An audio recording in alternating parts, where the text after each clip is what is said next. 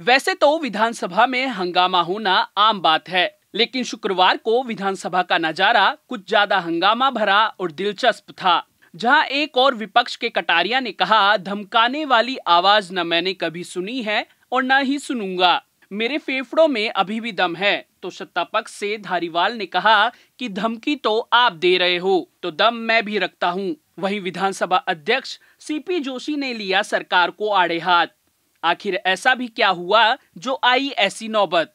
देखिए हमारी इस खास रिपोर्ट में। ये है टॉक्स न्यूज नेटवर्क और आप देख रहे हैं पॉलिटॉक्स, राजनीति का कच्चा चिट्ठा। बिना किसी मुकदमे के बाड़मेर में हिरासत में लिए गए एक दलित युवक की मौत के मामले में शुक्रवार को शून्यकाल के बाद सदन में जोरदार हंगामा हुआ। इस मामले को लेकर नेता प्रतिपक्ष गुलाब चंद कटारिया के अलावा स्पीकर डॉक्टर सीपी जोशी ने भी सरकार पर हमला बोला। संसदीय कार्य मंत्री शांति धारीवाल के जवाब से असंतुष्ट स्पीकर जोशी ने यह तक कह डाला, क्या पुलिस इतनी सज्जन है कि किसी को रात में लाके बैठा के कुछ नहीं करेगी?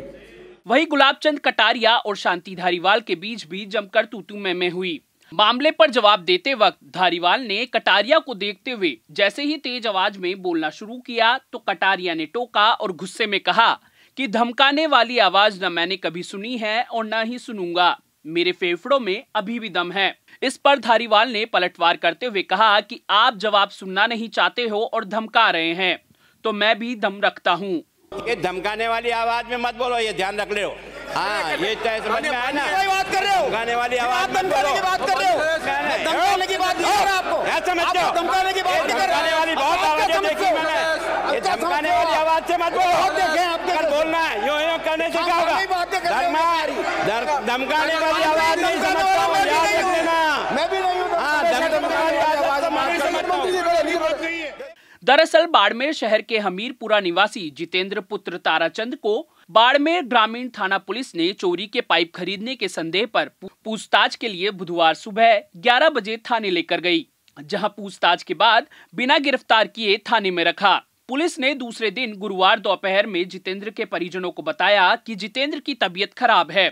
पुलिस उसे राजकीय अस्पताल लेकर आई, जहां चिकित्सकों ने उसे मृत घोषित किया। बाड़मेर में बिना किसी मुकदमे के हिरासत में लिए गए एक दलित युवक की मौत के बाद एक्शन में आई प्रदेश सरकार ने देर रात ही पुलिस अधीक्षक शरद चौधरी को एपीओ कर दिया। यही नहीं, इस मामले में सरकार ने त्वरित कार्रवाई करते हुए बाड़मेर ग्रामीण थाना अधिकारी को निलंबित करने के साथ ही बाड़मेर ग्रामीण पुलिस थाने के पूरे स्टाफ को ही लाइन हाजिर कर दिया था।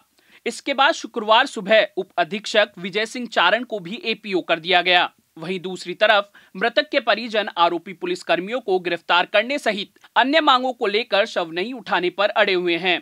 इस दौरान बाड़मेर जिला कलेक्टर अंशदीप ने धरना स्थल पर पहुंच परिजनों से समझाइश भी की। शुक्रवार को सदन में इस मामले पर उपनेता प्रतिपक्ष राजेंद्र राठौड़ और विधायक जोगेश्वर गर्ग के स्थगन पर धारीवाल ने मामले के जवाब में कहा कि बाड़मेर के हमीरपुरा निवासी जितेंद्र को पुलिस चोरी के शक के आधार पर उठाकर लाई थी। कोई एफआईआर नहीं थी, उसे रात से सुबह तक थाने में ही बैठाए रखा।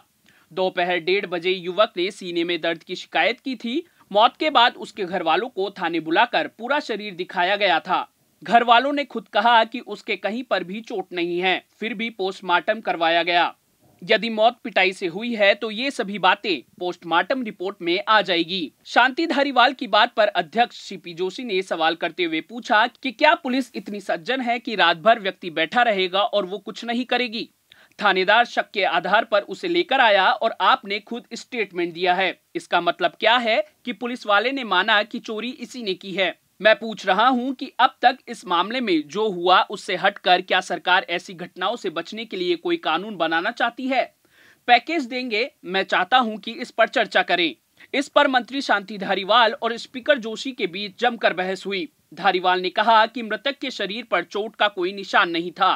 परिवार वालों को भी इस संबंध में बताया गया था। धारीवाल ने कहा कि उसके परिवार के जीवन यापन के लिए पैकेज दे दिया जाएगा, पर ये तो पता चले पोस्टमार्टम की रिपोर्ट में कि मारपीट से उसकी मौत हुई है या फिर हार्ट अटैक से मौत हुई है। इस पर जोशी ने फिर सवाल दाग दिया कि अगर मारपीट नहीं हुई तो एसपी को एपीओ क्यों किया गया? इस पर धारीवाल ने जवाब दिया कि पुलिस कस्टडी में रखने के मामले में एसपी को एपीओ किया गया है। धारीवाल बोले, बिना एफआईआर रात भर क्यों बैठाए रखा, ये गलती थी, इस वजह से सस्पेंड किया गया। धारीवाल ने कहा 302 का केस रजिस्टर हो चुका है, अगर पिटाई से मौत का मामला सामने आया तो कार्रवाई भी करेंगे। इसके बाद धारीवाल ने विपक्ष पर निशाना साधते हुए कहा कि और जवाब सुनने के पहले आप लोग ऐसा माहौल बना देते हो कि आप मेरा जवाब सुनना नहीं चाहते।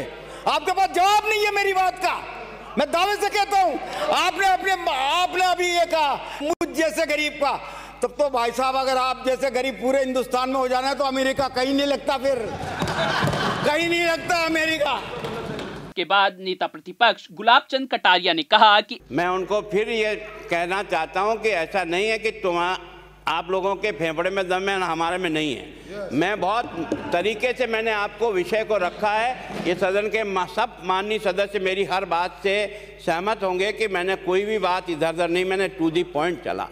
उस पीड़ित परिवार को कुछ भी मदद नियमों के तहत नहीं है। हम ये चाहते हैं कि इस प्रकार की डेथ जो होती है उसके बारे में, उस पीड़ित पक्ष के बारे में जरूर हमको नहीं है तो विचार करके तय करना चाहिए, ताकि उसके कम से कम बच्चों को परवरिश हो सके। एक दूसरा एक मिनट सुन लो, ये धमकाने वाली आवाज में मत बोलो, ये ध्यान रख लो। हाँ, ये तय समझ में आया ना, बात कर रहे हो, धमकाने वाली आवाज मत बोलो। बात कर रहे हो, धमकाने की बात नहीं कर रहा आपको, धमकाने की बात नहीं कर रहा। धमकाने वाली बहुत आवाजें देखी मैंने, ये धमकाने वाली आवाज से मत बोलो। इसके बाद माहौल को देखते हुए विधानसभा अध्यक्ष ने कहा कि विषय बहुत गंभीर है और भावुकता के आधार पर इस पर चर्चा नहीं हो सकती। सीपी जोशी ने सरकार को इस मामले में दोबारा सदन में अपनी बात रखने के लिए अगले सप्ताह तक का समय दिया। जोशी ने कहा कि इस टॉपिक पर सरकार क्या लेकर आएगी, इमोशनली इस विषय पर कोई निर्णय नहीं लेना है। सरकार बताएगी कि वो पीड़ित के लिए क्या पैकेज लाती है। पॉलिटॉक्स ब्यूरो, जयपुर। ये है टॉक्स न्यूज नेटवर्क और आप देख रहे हैं पॉलिटॉक्स, राजनीति का कच्चा चिट्ठा।